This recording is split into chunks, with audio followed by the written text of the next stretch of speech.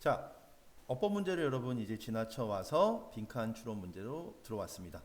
자, 이 문제 여러분 굉장히 아직도 어려운 학생들이 있고 심지어는 여러분 손도 어떻게 돼야 될지 아직도 모르는 학생들이 있어서 제가 여러분 방학 한 달 동안에 그 부분을 집중적으로 좀 말씀을 드렸어요. 그쵸? 결국은 이 문제는 코어런스 문제이기 때문에 영어를 어떻게 쓰는지에 대한 여러분 상식적인 부분이 좀 존재를 해야 된다고 말씀을 드렸죠. 자, 영어 구조 여러분 다시 한 번만 좀 보여드리면 제가 자, 영어는 일단은 introduction이라고 여러분 뭐예요? 도입부가 있죠. 그쵸? 도입. 그 다음에 이 도입부에 대한 내용을 여러분 강조하기 위해서 자, supporting idea, 즉 자, 이 오늘의 주제를 강조하기 위한 자, 이 부분들이 있어요. 그쵸? 자, 그래서 지지해주는 부분인데 이 부분에 여러분 주요한 그런 방식으로는 예시, 대조, 비교, 그 다음에 인용, 유명한 사람들의 말을 갖다 쓴다든지 실험, 설문들이 있죠. 그쵸? 자, 이 구조를 통해서 마지막에 결론을 내리게 됩니다. 제일 핵심이 여러분 뭐냐면 제가 항상 답답해하는 게 있죠. 글을 읽어오다가 앞부분을 다 잊어버려요. 그래서 글이 끝에 올 때쯤 되면 다른 내용을 여러분 뭐예요? 답을 고르고 있는 거예요. 자, 이런 사람들이 가진 문제가 제가 뭐라 그랬죠? 바로 그 유명한 아빠 좋아 엄마 좋아 논리. 자, 그 논리를 여러분 다시 이해 못하는 사람들을 위해서 제가 설명을 드릴게요. 자, 아이는 아직 뇌가 확실히 발달이 되지 않았기 때문에 IQ 지능 지수가 낮아요.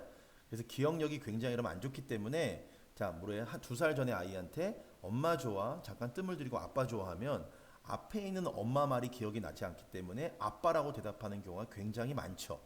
자, 다른 말로 하면 처음에 글에 여러분 이미 방향성을 다 이해한 사람들이 글을 읽다 보니까 내용도 좀 여러분 뭐 이해를 못하게 해석도 잘 안 되고 마지막까지 왔을 때 마지막 부분만 보고 여러분 답을 고르다 보니까 전혀 글의 방향성을 맞추지 못하는 다른 답을 고르게 되는 거죠. 제가 한동안 여러분 이 문제 답을 맞추기보다는 본인의 논리성에 있어서는 어떤 부분, 즉 논리성이 떨어지는 거, 즉 글의 코어런스, 일관성을 이해 못하는 부분이 있지는 않나. 그리고 이것은 분명히 글인데 본인이 굉장히 논리적으로 말하자면 친구와 말하는 방식으로 이 글을 이해하려고 하는 것이 아닌가를 반드시 여러분 살펴보라고 말씀을 드렸어요. 자, 얘가 뭐냐면 이런 거죠. 처음에 시작할 때 안지호 선생님 머리가 크다 이런 말이 나왔어요. 그쵸? 그러면 중간에 여러분 어떤 내용이 나왔냐면 안지호 선생님 어렸을 때 자, 엄마가 안지호 선생님 엄마가 어머님이 자꾸 여러분 애가 앞으로 꼬꾸라져서 혹시 애가 뭐가 문제가 있는 것이 아닌가 걱정이 돼서 병원에 들여 진찰을 받아봤더니 안지호 선생님은 머리가 어렸을 때 커가지고 몸보다 앞으로 잘 꼬꾸라지더라 이런 얘기가 나왔어. 그런 얘기 쭉 진행하다가 마지막에 안지호 선생님 성격이 좋더라. 이런 구문 이런 문제는 이런 글은 절대로 일관성이 있는 글이 아니죠. 근데 여러분들이 실제로 그렇게 하고 있어. 자, 여러분들 그 부분을 이겨내고 논리성을 여러분 굉장히 갖추고 그리고 또 영어식의 사고 있잖아요. 여러분 해석 부분에 있어서 한국 사람들이 굉장히 영어를 그대로 받아들이지 못하는 면은 제가 여러분들한테 하나를 다 말씀을 드릴 테니까 내신이던 수능에서 필요한 부분이건 하나하나씩 인식하셔서 해석이 잘못돼서도 오답이 즉 주제와 반대로 나온다든지 하는 일은 없도록 반드시 여러분 주의해 주시기 바랍니다. 자, 저하고 여러분 그 글의 구조에 따라서 문제 푸는 방식 계속 연습을 해왔었고요. 오늘도 여러분 한번 적용을 해볼게요. 처음에 It seems safe to say that 자, that 말하는 건 안전하대요. 자, 앞부분 보실 필요 없어요. 부정어가 없으니까 이 부분 때문에 뒷부분이 바뀔 일은 없겠죠. The awareness of style 스타일의 인식 특히 한 사람 자신의 스타일은 is an unusual experience 되게 신기하네요. 뭐라고 그랬냐면 자기 자신의 여러분 뭐예요? 스타일을 인지하는 것. 내가 내 스타일이 어떤 스타일이지? 일을 하는 게 어떤 스타일이지? 그림을 그리는 게 어떤 스타일이지? 그것을 여러분 경험하는 것은 굉장히 흔하지 않는 경험. 제가 말을 빨리 바꾸라고 얘기했죠. 자, 사람은 어떻다? 여러분 희한하게 자신의 스타일 안다 모른다 잘 모른다로 확인을 하고 머릿속에 문제를 푸셔야 돼요. 다시 한번 할게요. 자기 자신의 스타일을 인지하는 것 굉장히 쉬울 것 같잖아요. 그런데 그게 unusual이 아니고 굉장히 특이한 경험이래요. 다시 한번 여러분 말을 바꾸면 제가 빠르게 패러프레이즈 하지만 어감이 떨어져서 끝까지 못 끌고 갈 수도 있다고 얘기했죠. 그렇죠? 다른 말로 하면 사람은 자신의 스타일을 굉장히 인지하는 것에 어려움을 느낀다. 자기를 잘 모른다는 뜻이에요. 자, 두 번째까지만 한번 하고 제가 글의 방향성을 여러분 설정하기 위해서 1, 2, 3, 4, 5분을 한번 오답을 해볼게요.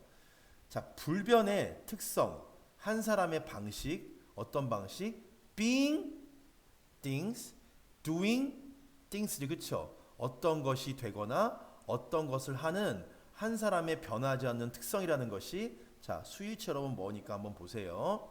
좀처럼 또 인지되지 못한다고 얘기했지, 그쵸? 그러니까 자기가 특별히 여러분 다른 사람 다르게 어떤 특성을 갖고 있는지, 어떤 방식으로 하는지, 어떻게 일을 진행하는지에 대한 여러분 뭐예요? 인지를 다른 사람은 알지는 몰라도 스스로는 절대로 알 수 없다고 얘기해요. 바로 이게 도입부였죠, 그쵸?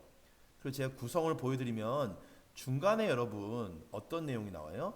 예시, 우리 예상대로 여러분 두 번째 서포팅 아이디어에 세잔느에 대한 얘기가 나와요. 그럼 과연 미술가들, 예술가들은 이 부분을 어떻게 알고 있을까? 그리고 결론은 결국은 뭘까요? 자, 마찬가지로 이 지문이 다시 나오겠죠. 자, 물론 다른 표현을 쓰겠지만 자, 그 누구도 여러분 뭐예요? 자, 자신만의 스타일을 실제로 알고 깨닫기는 쉽지 않다. 즉 깨닫지 못한다가 주제였을 거예요. 자, 제가 중간을 약간 생략을 하고 세잔느 얘기를 한번 볼게요. 자, a genuine artist is likely to. 자, 이 부분 한번 봅시다. feel uneasy. 굉장히 예술가는 여러분 뭐예요? 불안해. about what we call his style. 그의 스타일이라고 우리가 부르는 것에 대해서. 자, 어감이 있죠, 그쵸? 사람은 자신의 스타일을 잘 인식하지 못해. 그 다른 사람이 자기한테 너는 이런 스타일이야 이렇게 얘기했을 때 자기가 모르는 걸 얘기하니까 불안할 수 없죠, 그쵸? 왜냐하면 우리 예상했던 대로 왜냐하면 이러한 그의 업무나 작업의 그러한 관점이라는 것이 그한테는 보이지 않아. 즉 다른 사람한테는 보이지만 그한테는 보이지 않아요. 자, 서포팅 아이디어 중에서 여러분 얘는 굉장히 중요하다고 얘기했어요. 그렇죠? 이 얘가 만약 내가 생각한 주제와 여러분 아니면 도입부와 일치한다면 답은 그냥 결론으로 고르시면 되는 거고 약간 차이가 있다면 종합적인 판단을 해보셔야 되죠. 어떤 종합적인 판단? 얘에 끌려가는 것이 아니라 도입부를 위해서 얘를 얘기한 거기 때문에 과연 이 얘를 왜 얘기했을까를 다시 한번 고민하시면 되는 거예요. 자, 한번 봅시다. Cezanne looking at one of his landscapes 자, is likely to have seen simply the mountain. 자, 가로쳐 볼게요. 한번 해석을 위해서. 그의 풍경화를 여러분 뭐예요? 보고 있는 세잔느는 뭐 할 경향이 있어? 단지 여러분 산을 봤을 가능성이 높죠. 그쵸? 근데 그는 had attempt to depict as 제일 중요해요 여러분. accurately as he could. 얘가 가장 하려는 것은 뭐였어요 여러분? 가장 그 산을 그의 여러분 풍경화에 가장 정확하게 그리는 것이 목표였겠지, 그쵸? 만약 누군가 다른 사람은 예술의 스타일을 인지하는 사람이고 세잔느는 자기의 스타일을 인지 못하는 주제의 여러분 뭐예요? 주어였던 거죠, 그쵸? 그에게 얘기해. 자, surely, 자 헤드 pp였겠지, 그쵸? if 다음에 헤드 pp 나오면 가정법 과거 완료. 자, 물론 그는 여러분 뭐예요? 자연을 바꿨어. 자, 빈칸하기 위해서. 자, 그렇다면 it is likely that 대시 생략해서 정확한 해석이 있으면 제가 넣어드릴게요. He would have flown into one of his magnificent ranges. 자, he가 여기서 가르치는 건 누구죠? 바로 세잔느를 얘기할 거예요. 세잔느는 정말 그의 최고의 분노를 보여줘서 팔짝 뛰었을 것이다.